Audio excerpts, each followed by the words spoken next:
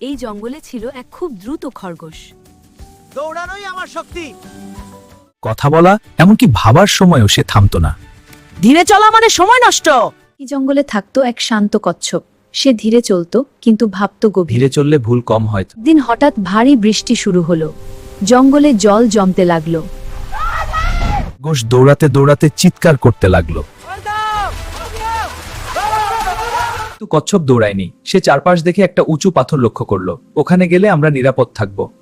খরগোশ একসাথে দুজনকে নিয়ে দৌড়াতে গেল আর পিছলে পড়ে গেল। এ কি হলো? কচ্ছপ ধীরে ধীরে সবাইকে একে একে উঁচু পাথরে পৌঁছে দিল। একজন করে আসো, ভয় পেও না। কিছুক্ষণ পর বৃষ্টি থেমে গেল। সবাই নিরাপদ ছিল। আমরা বেঁচে গেছি। খরগোশ তখন বুঝলো শুধু দ্রুত হলেই হয় না। আমি দ্রুত দৌড়াই, কিন্তু তুমি দ্রুত ভাবো। সেদিন থেকে খরগোশ শিখল, দৌড়তে গতি লাগে, কিন্তু সমস্যায় জিততে লাগে ধৈর্য।